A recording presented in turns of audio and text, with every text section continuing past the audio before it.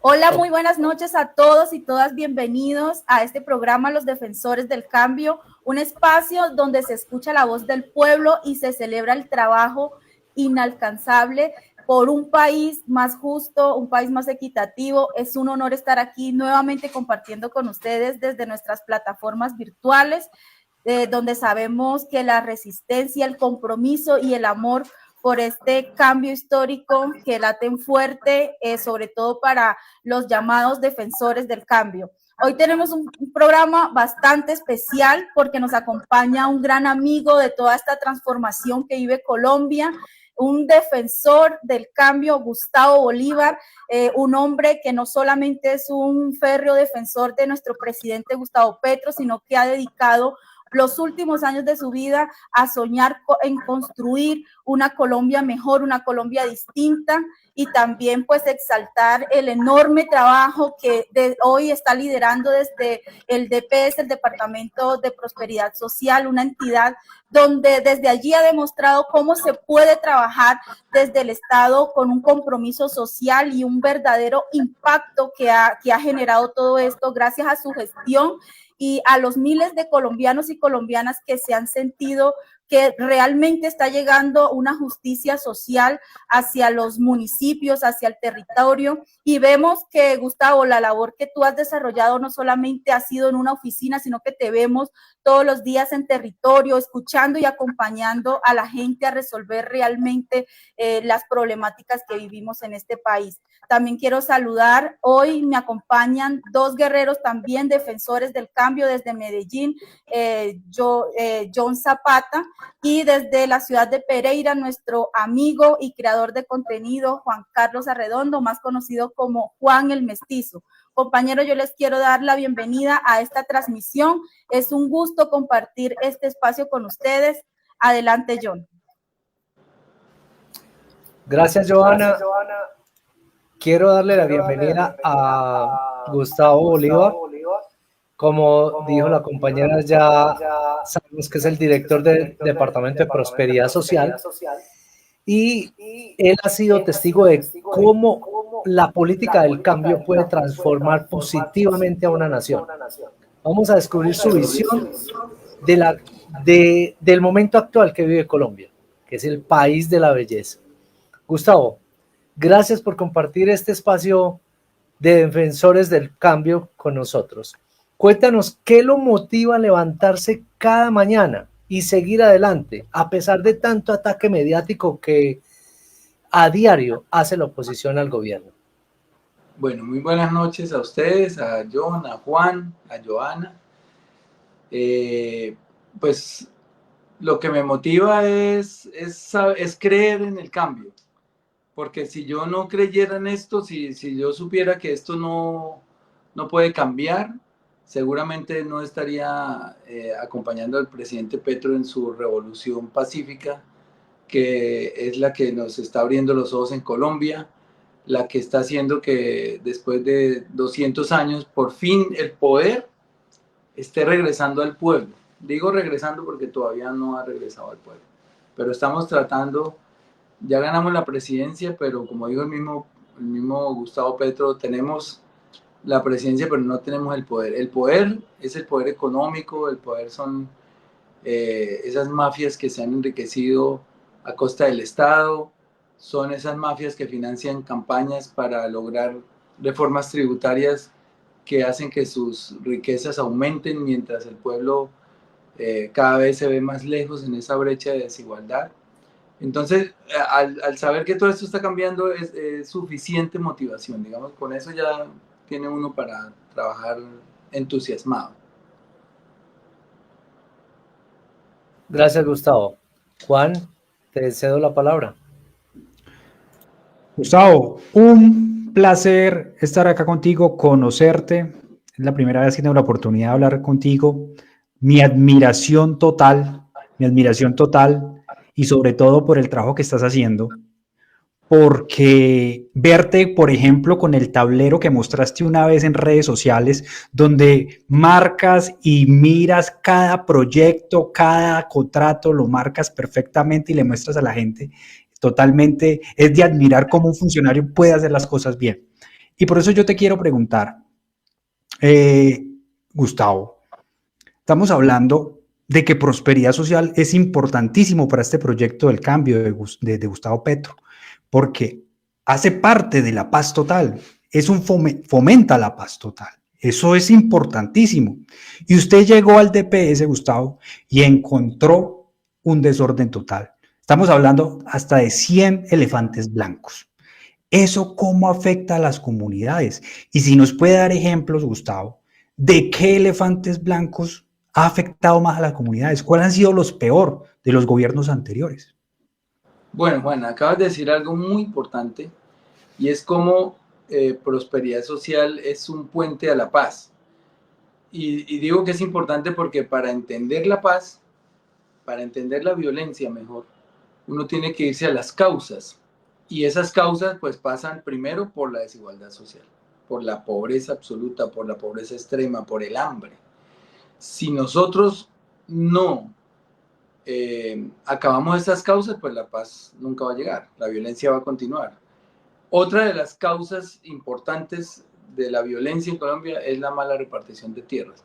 Y si ustedes miran en ese punto de las tierras, el punto 1, que reza en el acuerdo según el cual a los campesinos y campesinas de este país hay que entregarles o devolverles, tal vez algunos que han sido despojados, 3 millones de hectáreas. Este gobierno ya entregó el 10% de eso, 300.000 hectáreas en 2 años. Era un proyecto para 15 años, ¿no? O sea, acuérdense que la implementación de la paz está calculada para 15 años. Y nosotros en 2 años ya entregamos el 10% y no tengo duda que vamos a llegar a más de 500.000 hectáreas. Y como lo he puesto por ahí en varios escenarios, entre Duque y Santos entregaron 37.000 hectáreas. Es decir, nosotros en 2 años hemos multiplicado por 10 las entregas de 2 gobiernos completos. Imagínense, ese es el poder del cambio. Eso es la verdadera reforma agraria. Ese es un sine qua non para la paz. Sin reforma agraria no hay paz, sin justicia social no hay paz. Entonces, desde Prosperidad Social estamos tratando de impulsar como cabeza del sector de víctimas, como cabeza del sector de mitigación y de superación de la pobreza. Estamos tratando de llevar la justicia social desde otros ámbitos del gobierno, Ministerio de Agricultura y la ANT están llevando las tierras, y el otro componente de la otra causa de la violencia que también se está atacando, pues es la restricción democrática. Como cuando nacen las guerrillas en este país solo había una expresión que era el bipartidismo a través del Frente Nacional, y nosotros estamos haciendo una apertura democrática impresionante, incluso con esta reforma política que se está aprobando, etcétera. Pero mientras no se ataquen realmente esas causas, es muy complicado que haya paz, y lo demuestra el hecho de que ya firmamos un acuerdo con las FARC y no ha pasado nada.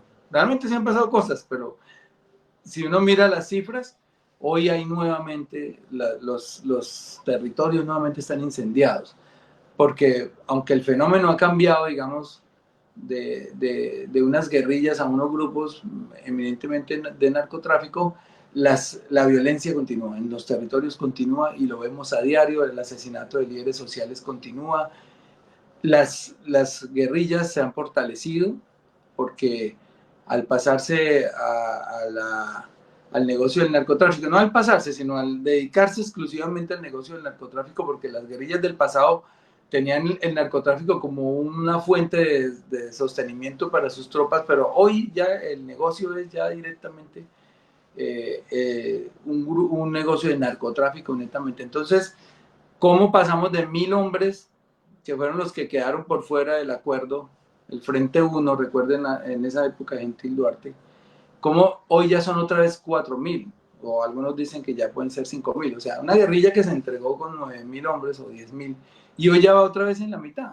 Es porque las causas de la violencia no se atacan, porque en esos pueblitos donde ellos consiguen los combatientes, no tienen los jóvenes otra alternativa distinta a la guerra.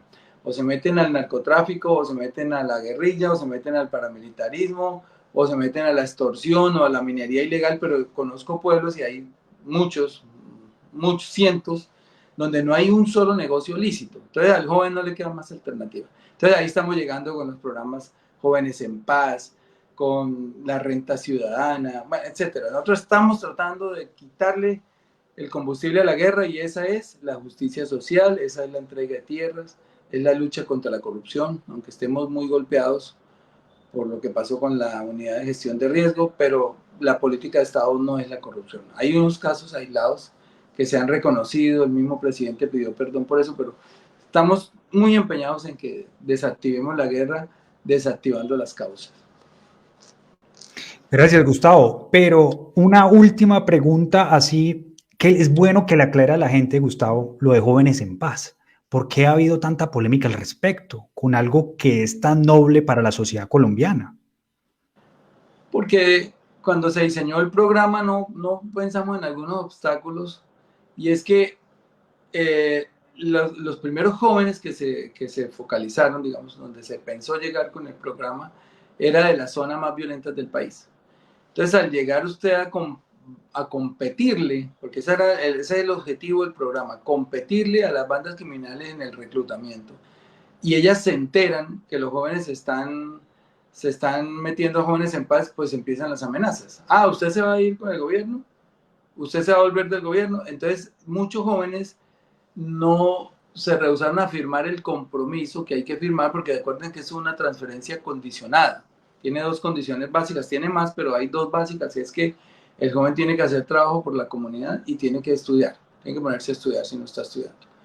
Entonces, cuando en esos sitios a los les hice mención ahorita, donde no hay nada más sino la ilegalidad, es muy rápido que ellos se van a enterar que estos jóvenes están ahí y les da miedo firmar el compromiso. Entonces, de una expectativa que teníamos de 60,000 jóvenes para matricular este año en Jóvenes en Paz, a duras penas vamos a llegar a fin de año a 10,000. Entonces, es porque no hay, incluso estaba el dinero. Yo tenía la plata en Prosperidad Social, yo tenía la plata para eso, pero no se pudo pagar porque no hay a quien pagarle. Los jóvenes tienen miedo.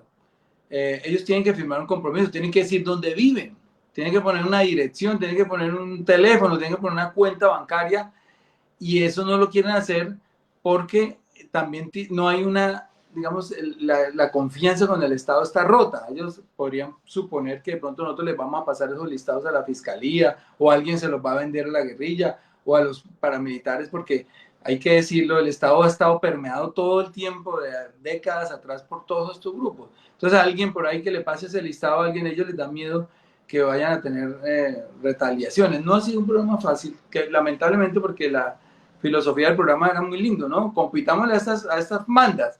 Ah, usted le paga 2 millones, bueno, yo le voy a pagar 1, pero no se mete en problemas, vive tranquilo y nosotros estamos, usted nos hace trabajo por la comunidad, pero la focalización ha sido muy difícil. De hecho, les paso otro cuento. Hay jóvenes que ya nos han pasado la denuncia de que ya los están extorsionando. Se enteran que son miembros de Jóvenes en Paz y que reciben 1 millón mensual, y ahí les llegan las bandas a quitarle el 30%, el 40%, la mitad. O sea, este país, Dios mío, qué loco, qué difícil es. O sea, no se imaginan cuánto. Muchas gracias, Gustavo. Joana, te doy la palabra.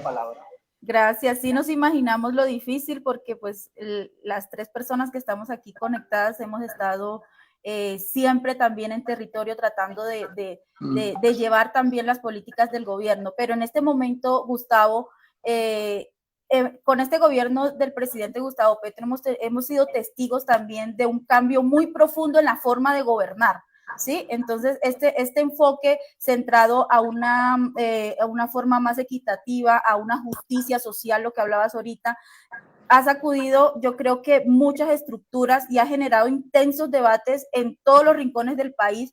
Hay quienes las aplauden, de estas transformaciones, como nosotros los defensores de este cambio profundo que está viviendo el país en esta historia, mientras que otros están aferrados al pasado y más bien atacan ferozmente todas las políticas y todo lo que conlleva la transformación que pretende hacer nuestro presidente. Usted, Gustavo, ¿cómo evalúa esta administración del presidente hasta ahora y cuáles han sido, según la experiencia que tú has vivido dentro del gobierno, siendo también funcionario, los puntos más destacados y los aciertos del presidente o de este gobierno del cambio? Bueno, mira, como todos los gobiernos, no es un gobierno perfecto.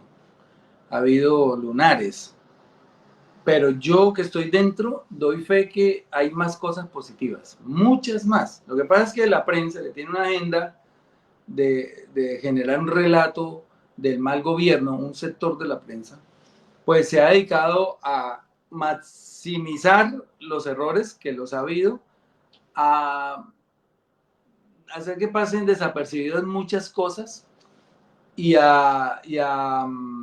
digamos, hacer funcionales a lo que llamamos nosotros el golpe blando, desde un relato que se fue esparciendo de que esto era un mal gobierno, que también se hizo en campaña, ¿no? Yo creo que arrancaría por la campaña para responderte, Joana. En la campaña, ¿qué dijeron?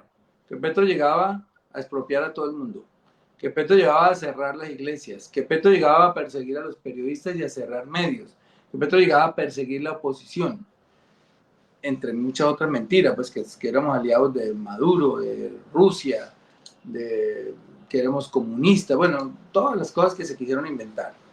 Y ustedes miran hoy y ninguna de esas cosas ha pasado. Yo le pregunto cada vez que voy a un municipio, estoy haciendo giras toda la semana por todo el país, y le pregunto al alcalde, ¿aquí se ha expropiado alguna persona? ¿Aquí se ha cerrado una iglesia? ¿Aquí se ha cerrado un medio? ¿A ustedes lo han perseguido?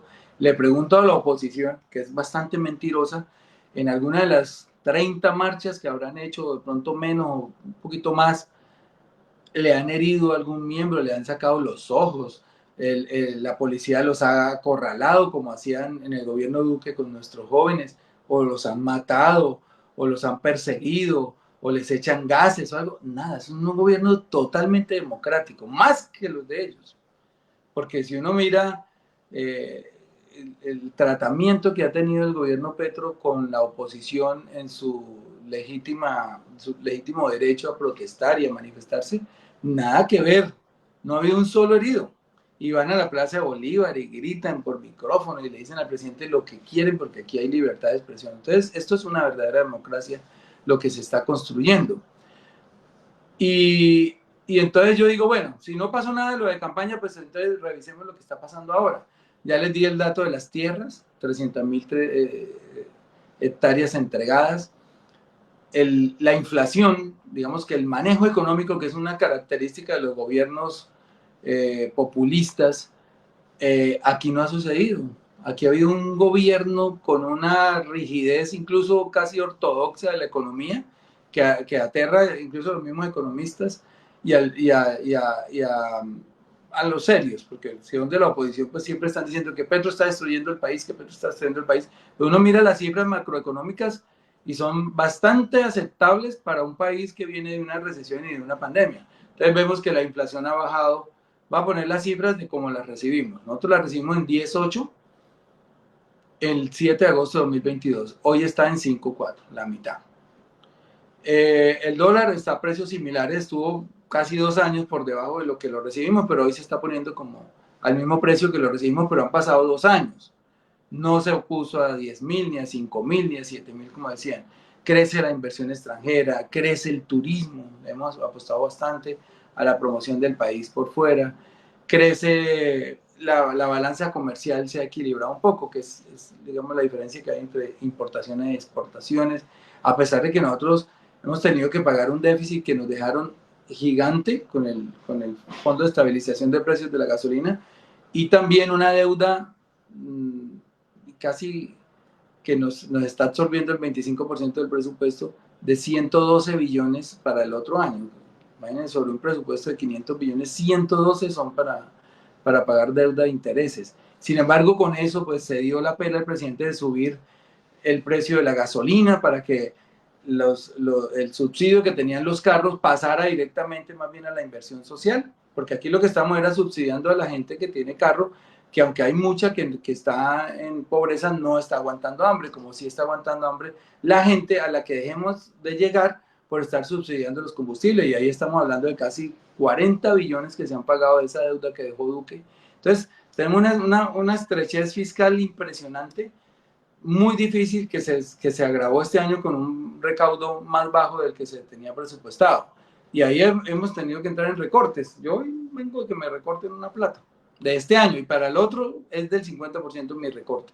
O sea que es bien difícil la situación, pero el presidente, que decían populista, ha manejado eso con entereza. De hecho, hoy, pues, yo no sé si mucha gente sepa eso, pero las calificadoras son las que dicen cómo va la economía de los países, y hoy Fitch, que es una de las tres grandes, mantuvo a Colombia le mantuvo la calificación. Era muy probable que por todas esas fake news y todas esas noticias que se producen le hubieran bajado la calificación al país. ¿Qué tiene de consecuencias bajarle la calificación a un país? Que se pone más cara la deuda. Que si yo voy a pedir prestado, los intereses son más altos, porque en la medida en que uno, como data crédito, pues más sencillo, o como en Estados Unidos, si uno tiene 800 puntos, pues le prestan a interés bajito. Si tiene 700, un interés medio. Si tiene 600 para abajo, ya el tipo, como sabe que está entrando en riesgo su dinero, pues va a cobrar un interés altísimo. Eso es lo que pasa con las calificaciones de los países. Nosotros teníamos grado de inversión y se perdió con Duque. Entonces, al perder el grado de inversión, a nosotros los intereses de la deuda nos subieron al tope.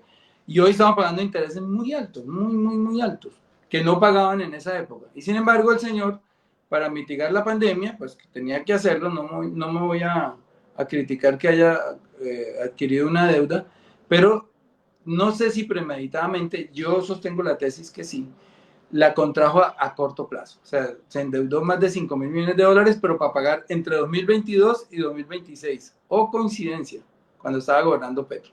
Entonces ahí nos ha tocado pagar más de 400 billones en 4 años, que era casi toda la mitad de la deuda externa. 400 billones de pesos. La deuda externa vuelve a estar como en 800 billones, y la mitad se paga en el gobierno Petro, porque el señor allá fue y contrajo esa deuda de corto plazo, pudiendo haber dicho diferirla a 20 años, a 30 años, como se hace con todas las deudas. No, nos la puso para pagar de 2022 a 2024. Qué coincidencia. Entonces, todo eso nos ha tocado sortear, y el país no se ha caído.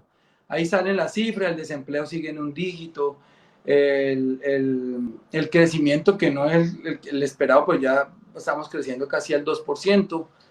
Antes de la pandemia era el 3 y el 4, pero ya vamos en el 2, y ahí vamos, digamos, sobreaguando, pero manejando el país con mucha seriedad. O sea, yo lo que le digo a la gente es que se está haciendo un gobierno muy bueno en los territorios.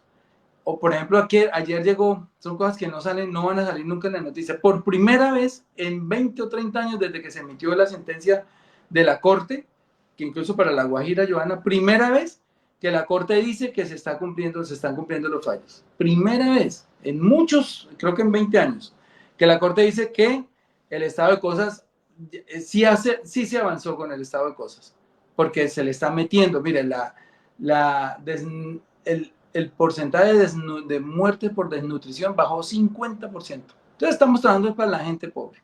Se sacó, y esta es la cifra que más orgulloso tiene el gobierno, 1.600.000 personas de la pobreza. Eso es demasiado, porque era la meta de los 4 años, y solo se cumplió en 2 años. Nosotros teníamos una pobreza de 36% cuando llegamos, y ya está en 33%. Y en el Plan Nacional de Desarrollo se estimaba bajar 4 puntos en los 4 años, y ya se bajaron en 2 años. O sea, es posible que la bajemos otros 2 puntos. ¿Eso es un mal gobierno? Pregunto yo, porque carreta, como digo yo, siempre la echamos cualquiera, pero las cifras sí no mienten. Ahí están las cifras. Así es, Gustavo. Nos dejaron un país endeudado. Sin embargo, gracias a Dios contamos con un gobierno responsable y comprometido como todos ustedes. John, te dejo la palabra para que continúes, por favor. Gracias, Joana. Gustavo, continuemos hablando de cosas positivas en el país. Sabemos que gobernar en este país, en Colombia, es bien difícil por la burocratización que reina en las instituciones públicas. Todo es un complique. El Congreso ha enredado la pita de tal manera en estos últimos años que simplemente hacen leyes que entorpecen la labor social. A pesar de eso, usted ha implementado una idea extraordinaria, espectacular para mi concepto, el DPS, que son los puntos de abastecimiento solidario. Eso nunca se había visto en el país. ¿Nos puede decir en qué consisten estos puntos de abastecimiento solidario, PAS? ¿Cuál sería su impacto en la población y cómo piensa implementarlos a lo largo y ancho de Colombia? Y una cuñita, en Medellín, ¿cuántos puestos de abastecimiento solidario se han logrado hacer? Bueno, mira, dentro de esas causas de la guerra que hay que desactivar está el hambre. Y el presidente me dijo, una de las misiones es que todos los municipios de Colombia tengan un PAS. En ese momento no le habíamos puesto ese nombre, sino él quería que hubiera un centro de acopio para que los campesinos lleven sus productos a venderlos allá, que hubiera un comedor y una cocina comunitaria y bueno, y lo demás que le pusimos. Entonces empezamos a pensar cómo hacemos esos 1000. Eso es una cifra, pues tendría que yo tener muchos billones para hacerla, pero dije, bueno, arranquemos con 200. Y dije, bueno, ¿cuánto vale? No nos alcanza la plata que tenemos de presupuesto, hagamos 150. Ya se contrataron, ya se dio el 30% de la inicial, ya se consiguieron los 150 lotes en una convocatoria muy rápida que nos sorprendió a nosotros mismos, la habíamos abierto por 2 meses y a los 10 días ya teníamos los 150 lotes. Todos los alcaldes se pusieron ahí, pusieron sus lotes.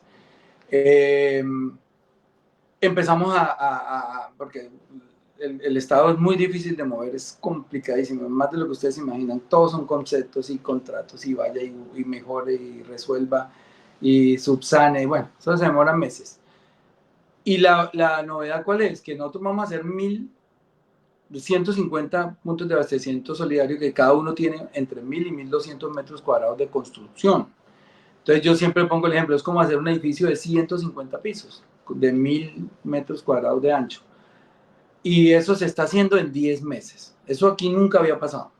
Les pongo un ejemplo, eso son plazas de mercado, ¿verdad? Prácticamente. Aquí cuando yo llegué, encontré que en los últimos 5 años habíamos hecho 8 plazas de mercado en Prosperidad. ¿Y por qué pasa eso? Porque cada alcalde pasa un diseño y cada diseño para tener una licencia tiene que tener 7 planos, que son, ahí me acuerdo de algunos, el hidráulico, el eléctrico, el arquitectónico, el estructural, bueno, etc.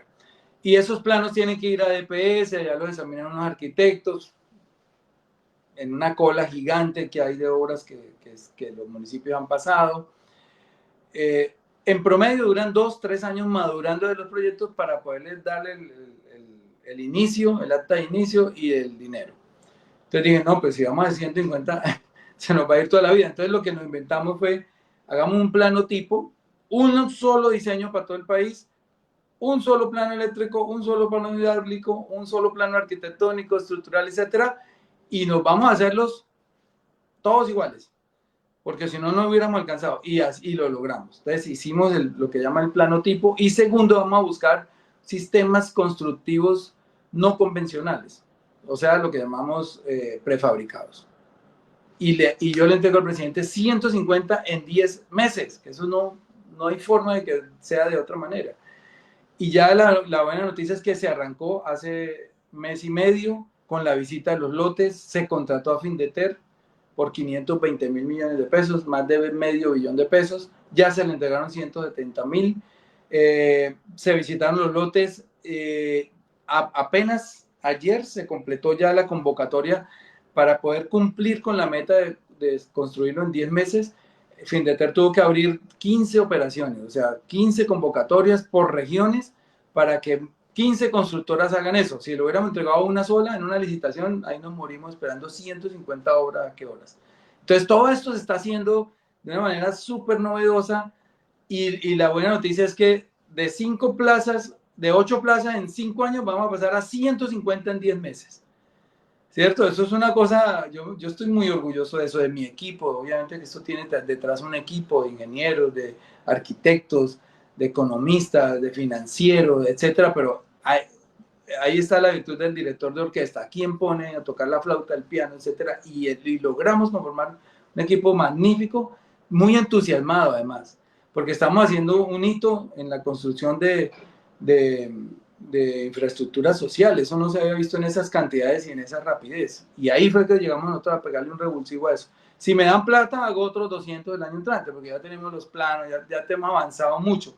Pero la mala noticia es que antes me quitaron presupuesto. O sea, yo tenía 10 billones, 10.7 billones para este año y paso a 5.3. O sea que ahí va a haber muy malas noticias para mucha gente, pero es lo que hay. Si el gobierno fuera irresponsable, pues haría fiestas, imprime billetes, no hace el ajuste, deja de pagar la deuda, pero eso nos trae unas consecuencias nefastas. Dejar de pagar la deuda ya es prácticamente ponerle freno a la financiación que tenemos externa, y eso sí es mucho más grave. Entonces, bueno, quería contarle eso. Es algo que no ha pasado en ningún otro lugar y nosotros lo estamos haciendo. Entonces ahí también se desarman todos esos comentarios cuando a mí me nombraron de que yo qué experiencia tenía. Entonces yo creo que sí, yo le voy a dar la razón a la gente que a veces falta la experiencia, pero yo creo que el entusiasmo supera lo demás, y las ganas de hacer las cosas y la voluntad política y perder el miedo. Me decían, no, que la Contraloría, que la Procuraduría, que... Le digo, yo no estoy robando, entonces yo no tengo miedo, vamos para adelante. Si yo estuviera robando, pues tendría miedo, y mira que por aquí no. Todo transparente, todo se publica, los precios de las cosas, y siempre estamos mostrando a la gente. Entonces, si uno no está robando, ¿por qué tiene que tener miedo de ejecutar? Que es lo que ha pasado en muchas entidades que puedo dar fe, mis compañeros, ojalá no me equivoque, la mayoría, casi todos son muy honestos, pero a veces, como tenemos una Contraloría, una Procuraduría en contra, pues uno es más lento para dar los pasos, porque si uno se resbala en un paso, así uno no sea corrupto, uno puede cometer un error y ahí le va a caer encima o el embargo de sus bienes o la cárcel o lo que sea. Es que es muy complicado, porque los entes de control en gobiernos anteriores, en los regímenes de corrupción, pues han sido aliados de los gobiernos. Entonces ellos tenían fiscal, tenían procurador o procuradora, contralor, pero nosotros no, nosotros tenemos encima esa picota y tenemos que ser muy cautelosos a la hora de contratar, a la hora de dar cada paso, y eso es lo que nos ha dificultado al comienzo del gobierno, la ejecución. Pero yo creo que ya todos entramos como en velocidad crucero y ya estamos pilos a seguir ejecutando ese presupuesto, y este año va a haber una ejecución bien alta, más de lo que la gente cree. No, realmente yo lo quiero felicitar por ese trabajo, y para hacer todo ese trabajo en los territorios se necesita el apoyo de los alcaldes. Como le decía inicialmente en la pregunta, dentro de los alcaldes que le han colaborado en Medellín, que son de derecha, ¿qué perspectiva frente a esos trabajos usted acá en Medellín? En Antioquia vamos a hacer más de, no tengo aquí, no me acuerdo la cifra, pero como más de 15, como unos, entre 15 y 20 puntos de abastecimiento solidario del departamento donde vamos a hacer. Pero Medellín no se inscribió. Entonces llamé al alcalde, porque en esto uno tiene que ser sensato. Digamos, yo ya no soy aquí un activista y no soy un administrador de dinero público. Y el dinero público, los impuestos son de todos los colombianos. Entonces yo no puedo decirle a un municipio que se inscribe, no, venga, yo a usted no le voy a hacer eso porque es que usted es de derecha, y dejar a la gente por fuera de un bienestar. Entonces, por encima de diferencias políticas, de ideologías, de lo que sea, lo principal es que nosotros tenemos que llegarle a toda la gente, a todos, es a todos, hayan votado por nosotros, hayamos perdido o ganado allá. Entonces, con esa premisa hablamos con Fico y le dije, hermano, hay que hacer unos pases en Medellín. Acá la gran masa pobre de Colombia está en las grandes ciudades. Uno cree que es en la Colombia profunda, y aunque allá hay mucha pobreza, pero no en la cantidad que hay en las ciudades. Por decirle algo, en Bogotá hay 3 millones de pobres y de gente que aguanta hambre. Entonces, hay que hacer los PAS también en los barrios populares, llevarlo allá. Y hablamos, llegamos a un acuerdo, nos ha facilitado 2 lotes, ya los revisamos, estamos en eso para hacer 2 en Medellín. Y en el resto de municipios, los criterios de focalización fueron que fueran municipios PD, y el segundo que fueran capitales de departamento. Y por eso es que ya más o menos 21 capitales se inscribieron de las 32, y de los municipios PD como 120 de los 170. Después, porque tal vez no se dieron cuenta de la convocatoria, empezaron a llegar los demás, pero digamos ya no se les pudo atender. Sin embargo, sí aparece plata para el otro año volvemos a hacer una convocatoria y esos que se inscribieron al final entrarían. Qué bien. Gustavo. Bueno, antes de cerrar, Sí, Johanna, me quedan ya, me pasé porque es que tengo... Para hacer una pregunta, la última pregunta, John, déjame, yo le hago esta preguntita. Dale, bien, pues, Juan. Estoy como curioso al respecto. Le quedé viendo la de los elefantes. Si quieres, en un Sí. minutico, antes de que me hagas la última pregunta, te cuento. Sí, Dale, encontramos 106. Al comienzo fueron 100, pero fueron apareciendo otros porque además no había una información confiable. Nos tocó reestructurar toda la información porque desafortunadamente en la administración pública hay funcionarios que se van y no hay un jefe con el olfato suficiente para saber que ese funcionario lleva mucha información y prolongarle el contrato o pedirle que se quede o que nos entregue la información. Entonces, acá hay 2.000 empleados, 1.500 casi de planta. Entonces, ellos entran y salen y mucha gente se va con la información y nosotros no podíamos en pocos meses reconstruirla y ahí la fuimos reconstruyendo y ya la tenemos digitalizada. Entonces, el informe son 106 elefantes blancos, que son obras, para que la gente entienda, obras de infraestructura que en algún momento se detuvieron por algún problema de corrupción, de falta de recursos, de falta de planificación, X. Y entonces nos dimos a la tarea de decir, venga, ¿y por qué si hay obras que tienen mucho avance? Entonces yo le dije a las personas de infraestructura, háganme un favor, y me sacan la lista de los que tengan más de 75% de avance, es decir, que están casi que determinan. Hicimos una lista, una gran parte tenían más de ese 75% y dije, vamos a reactivarlos. No, que eso es difícil, es imposible, ya los contratistas se fueron o están pidiendo mucha plata, bueno, el alcalde, ya cambiamos de alcalde porque son obras de hace 7, 8, 10 años, 5 años. Le dije, no importa, vamos a pedirle un acompañamiento a la Contraloría. Fuimos del Contralor, hablamos con él, le dijimos, tenemos este propósito, acompáñennos porque hay que hacer unas renegociaciones. Hay que, una varilla en 2020 valía 13.000 pesos, ahora vale 30.000, etcétera. Entonces toca ponerle más plata y tal. Nos acompañaron y la noticia, que les puedo dar el resumen, de los 106, 61 reactivados, es decir, convenios que se reactivaron y empezó la obra de nuevo. De esos 61 hemos terminado 32 y vamos a cerrar el año con 40, es decir, el país va a recibir 40 obras que ya no contaban, que estaban ahí tiradas a sol y agua, y esa es otra labor nuestra que también nos tiene muy orgullosos de este año. O sea, 40 obras que estaban perdidas, nosotros las rescatamos y ya las estamos dando, ya las dimos al servicio de la gente. Juan, sí, Gustavo, este gobierno se ha caracterizado por la responsabilidad también en la economía, pero hay algo que me preocupa a mí, Gustavo, y es, mire lo que pasó con las casas en el Chocó, esa propaganda y esa fake news tan terrible. Eso fue espantoso lo que hizo, no sé de dónde salió eso y qué periodistas la hayan replicado. Y me preguntaba eso, Gustavo, ¿qué podemos hacer gente como yo, o como John, o como Johanna, o como la gente, para quitarle a Caracol, a ese padre de familia que almuerza viendo Caracol, a ese taxista que desde las 6 de la mañana está escuchando Blue Radio? Y yo estoy seguro que esa gente está convencida en este momento, infortunadamente por la propaganda sucia, de que Petro no entregó esas casas en el Chocó y sí las entregó. O sea, ¿qué podemos hacer nosotros? Es que es terrible. Estamos en desventaja en eso por la comunicación mala, por la propaganda horrible, porque se lanza la fake news y eso se queda así. No pasó nada. Mira, Juan, no sé. Eso es de paciencia, porque, bueno, por ejemplo, hace una semana estaba entregando yo unas donaciones en Santander y el alcalde se agarró con un congresista y yo estaba en la mitad y callado y cogieron el video a decir que la gente me estaba sacando a patadas de allá. Eso no era así. ¿Quién va a sacar a alguien que lleva donaciones? Ni locos que fueran.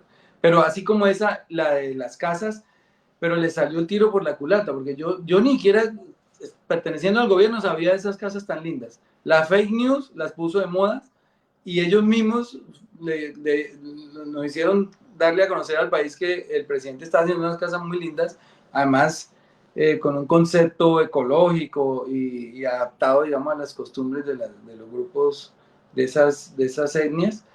Y eso no se sabía, pero le salió el tiro por la culata, pero muchas veces lo coronan, es decir, que logran sembrar el relato. Esta vez no pudieron.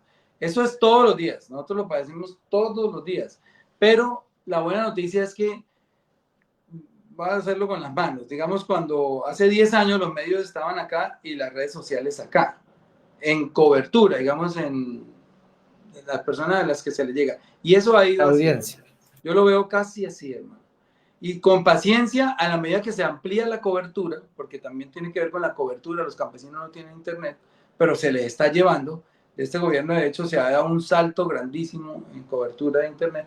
Eso va a estar así en algún momento, donde se vayan a informar las personas más por las redes sociales que por los medios de comunicación. Entonces, a los medios de comunicación les toca hacerse un mea culpa, a los medios de comunicación les toca entrar en objetividad o muy poco tiempo, yo creo que antes de 10 años la gente no les va a seguir, no les va a creer nada. Hoy ya no les creen muchos, pero va a llegar un momento en que nadie les crea, que exageran tanto, mienten tanto, que han perdido mucha credibilidad y eso no es un fenómeno nacional, es un fenómeno mundial. Si ustedes miran, la prensa prácticamente que ha perdido mucho poder, ya no es el cuarto poder. Yo digo que el cuarto poder ahora pueden ser las redes sociales. Pero nosotros acudimos a ustedes y cuando empezamos a contratar influencers, pues eso hubo un despeluque, los trataron mal, que eran unos pobres tales, porque se sintieron amenazados. Y resulta que los influencers nosotros los contratamos es para que nos repliquen las buenas noticias que genera este gobierno, no para que ellos creen que es que los ponemos a hacer bodegas para que vayan e insulten a la prensa o eso. Nunca, jamás, lo puedo decir mirando los ojos, haríamos una cosa de esa y yo menos. De decirle a la gente, venga, ataque a este periodista, ataque a este medio. Nunca, nunca ha pasado eso. Pero sí lo necesitamos porque como ya tienen canales de YouTube, canales de TikTok, canales de Instagram, ya tienen buenas cuentas en Twitter, nosotros sabemos que ellos tienen un alcance poderoso y queremos llevar la información, las comunicaciones de las que tanto nos quedamos al comienzo del gobierno han mejorado es porque con el ingreso de ellos, pues obvio, ya está llegando la información a más personas. Eso es lo que se está haciendo. Pues bueno, ahora sí les quiero agradecer el espacio. Yo quedo pendiente de replicar esta conversación tan amena que hemos tenido. Agradecerte, Joana, a Juan, a John también, pues las preguntas y bueno, yo como les dije, no me comprometo para entre 8 días, pero en enero vamos a hacer un espacio, enero, febrero, que salga yo de todo esto, porque estoy cerrando el año, hay que ejecutar el 100% del presupuesto para taparle la boca a muchos que decían que, bueno, todas las cosas que dicen. Muchas gracias, Muchísimas Gustavo. gracias. Sí, muy Bueno, hoy agradecidos. hemos tenido el honor de compartir este espacio con un gran líder como Gustavo Bolívar, un amigo incondicional del cambio, de este proyecto transformador que encabeza nuestro presidente Gustavo Petro, y yo sé que desde